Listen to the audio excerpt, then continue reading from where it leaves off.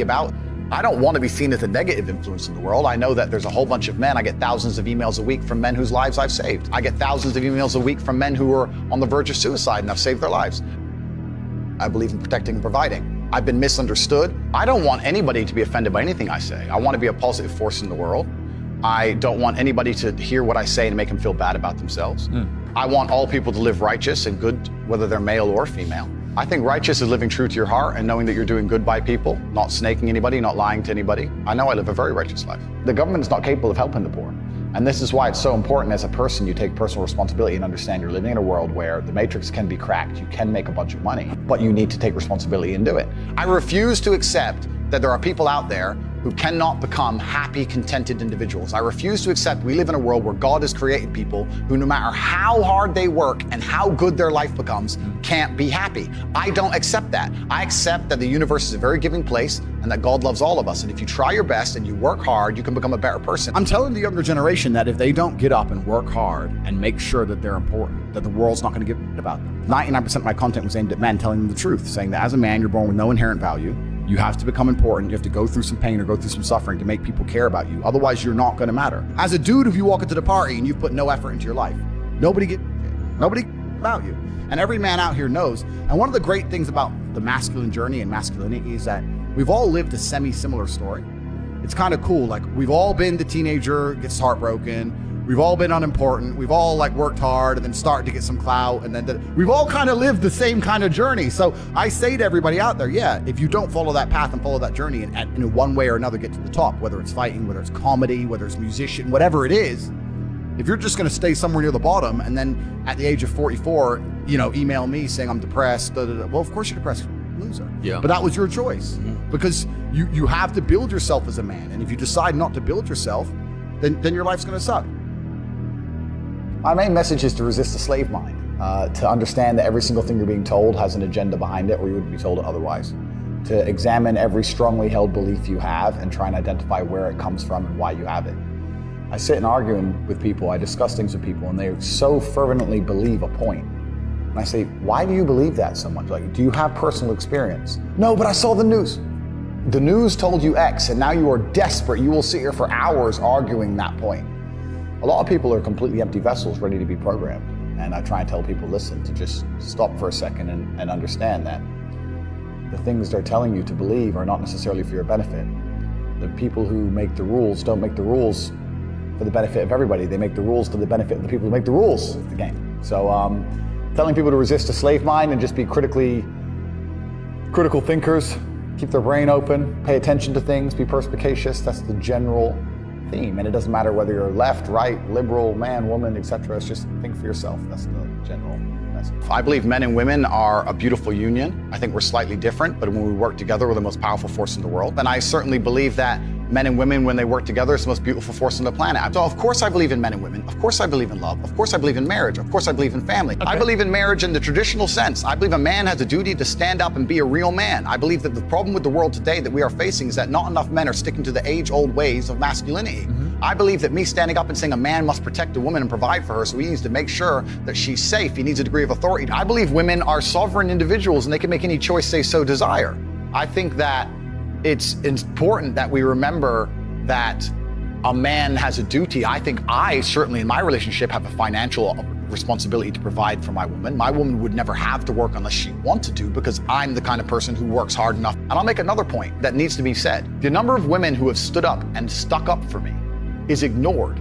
Thousands of women are making videos saying, I've met Andrew Tate, he's such a nice guy. I wish I had a man like Andrew Tate who felt responsible to protect and provide for me. You know what? I do belong to my husband, that's why I married him and I love him. We ignore the thousands of women who stood up and stood by me and said everything I said is true. This is that there's a large contingent of men who still want to make money, go to the gym, be strong, drive a fast car, be traditionally masculine, and don't want to be shamed for that. I believe that feeling depressed is real. I don't believe depression as a clinical disease is real. I think PTSD is very real. Unfortunately, I have some friends who suffer from that. I know that feeling depressed is real. I believe that the number one power you have against these things are trying to take control of your own mind and affecting your own life. I believe that it's not healthy to hand over all your power and believe that depression is an outside disease that you can't affect. I know that when I've had difficult periods in my life, and also many of my friends, like I've said, suffer from PTSD and been through terrible things. I've lived a very difficult life, and I know people who have, that the things that made them feel better is when they woke up and said, you know what, I'm not gonna allow this to damage me anymore. I'm gonna take responsibility. I'm gonna get up and I'm gonna fight this as hard as I can. If someone comes to me and says, I'm clinically depressed, or I feel very, very sad, I would say the first thing you need to do is stop accepting the identity of a clinically depressed person. Stop accepting you have no control over this. And what you need to do is stop identifying that way, and let's work together to try and fight against it. A lot of people who are clinically depressed are suffering with something in their life, and if you fix the problem in their life, perhaps they won't feel depressed anymore. The thousands of people who have emailed me saying, my doctor told me I was clinically depressed and it's a disease that I have got in my brain and I can't be fixed. And I started listening to you and I realized that that's not the case and I can fix my own life, and you're the only person who has ever helped me. I believe feeling depressed is real. I do not believe it's a disease that you catch from the sky and you cannot affect. I believe that no matter what happens, I believe you have control of your own mind and you can fight against it. I believe if you change your circumstances in your life, you may feel different. I'll give you a quick example. I had a guy who emailed me saying he was clinically depressed and he was gonna kill himself. I obviously am not a psychiatrist, I'm not a doctor. I told him, because I replied to my emails. I said, have you been to a psychiatrist? He said, yes, I'm clinically depressed. I've been on these pills, this amount of time. I'm on antidepressants, it doesn't work. I said, I don't know what to say to you besides this.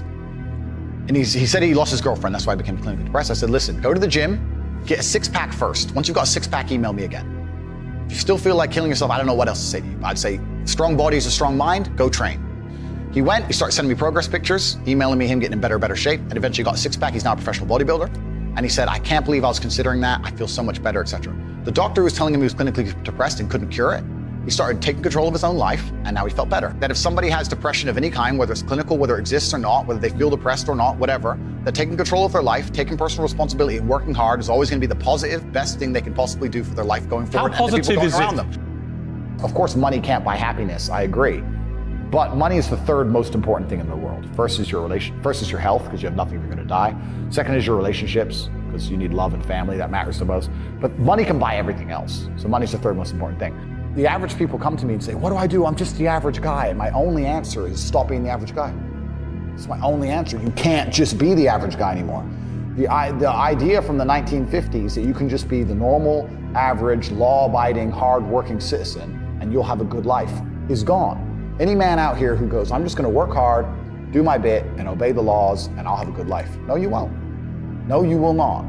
Just doing your job is never gonna make you rich, because you're just gonna be taxed into infinity and you're gonna stay broke. So just obeying laws and doing your job now has set you up to be a peon and a slave for eternity. You have to get yourself in a position where you're making enough money. You don't know what to talk about, then you don't understand money. So go learn how money works.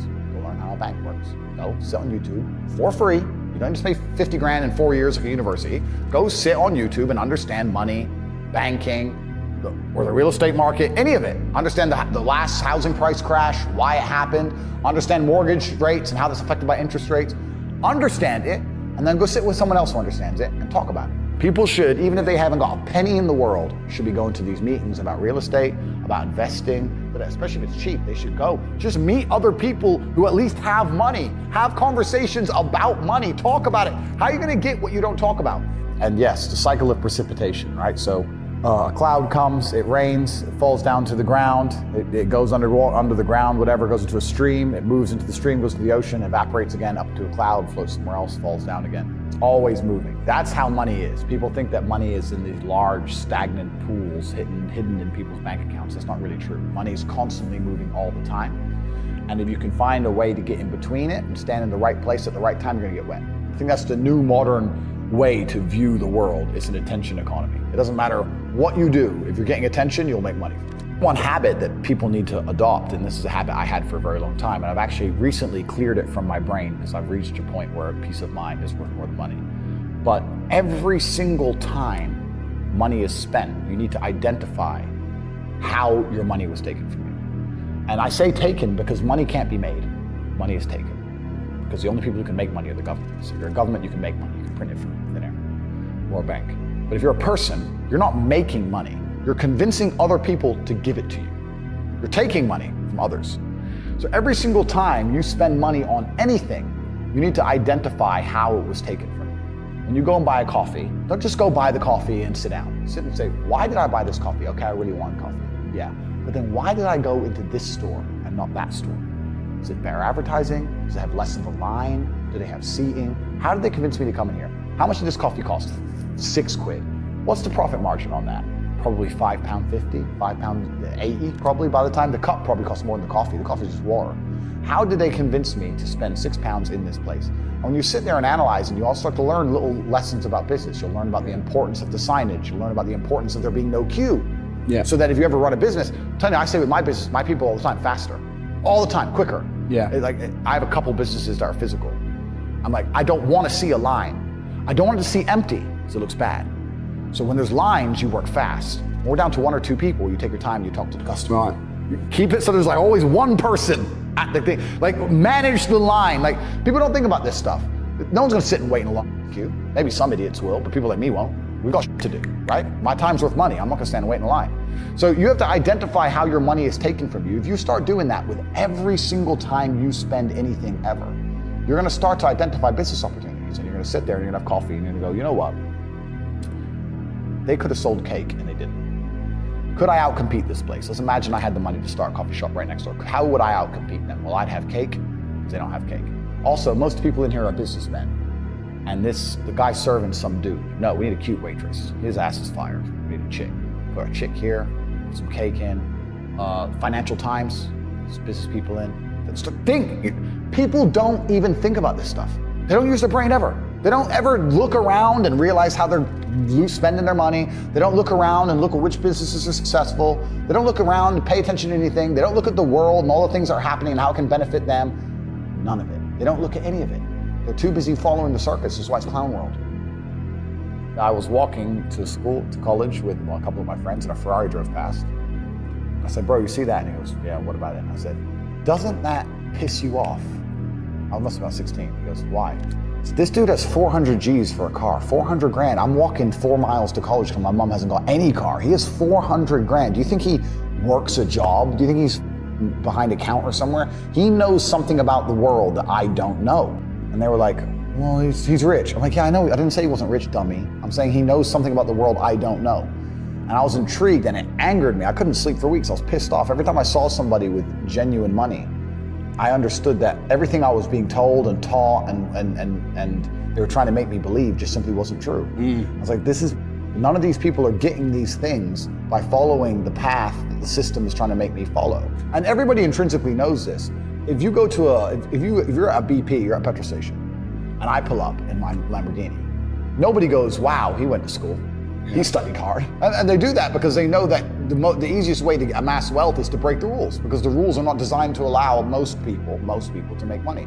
You can make money within the rules, of course you can, but most people don't. Most people who follow the path work, consume, die. That's it. So I always knew the same thing as you, and I knew there had to be another way. I knew that just working for money was a paradigm that wasn't true. And then you understand making your money work for you, and you understand delinking your time from money. You start learning to understand these things, but eventually you build a system and you build an ecosystem like me. I have 60 or 70 people work for me all around the world, and things just happen and money just kind of appears as long as everything's well organized. I mean, in my experience, like imagine if I didn't have all this money and I had to go get a job again, I'd get a sales job because I've always been a salesman. And I think that's a very important life skill to have, to be good at sales and to deal with the stress and have a commission-only environment. But I don't know if they even teach sales in university. Yeah, it's all garbage. They don't teach anything important. They just teach anything. They teach things that are going to keep you inside the slave mind. And they want you to go to school and then go to college and then go to university and get in debt. And you have to be in debt, so that now you have to work. And you're working and you're in debt, and then they want you to take on more debt if possible in the form of a mortgage, which a lot of people do, which we can talk about because I know you're the property guy. Yeah. And then you're in debt now, and once you're in debt, you can't really quit your job, and it's very difficult for you to leave the country. And now they can hold things over you. That's the goal. It's all about control mechanisms, and the system is very well designed to make sure that people are conditioned to obey. It's very hard for the average person to say no to anything. Unless you have millions and millions and millions of dollars, it's very difficult to even have an opinion on subjects. That's the thing about being a man, and that's what I was saying to the kids. It's like, look, you need to get up, and it's gonna be very, very difficult. The world's getting harder and harder, especially for men. It's all clout, it's all status, there's no way you're gonna matter unless you get up and you work extremely hard. Should young men aspire to work very hard, have no criminal record, become multimillionaires, protect and provide for the women close to them, be sovereign so they can stand up and have their own points of view in face of cancellation, be able to not be mentally intimidated when they go on national TV and there's traps set up for them. Yeah, I believe that confident, strong men who stand up and protect and provide for women are a good thing for the world and a good force for the world. And I don't think that I put a magic spell on anybody. I think there's a whole bunch of men in the world who understands my value. And if men grow up to be like me, you're gonna have a whole bunch of people with no criminal record, dedicated athletes, who protect and provide for the people close to them.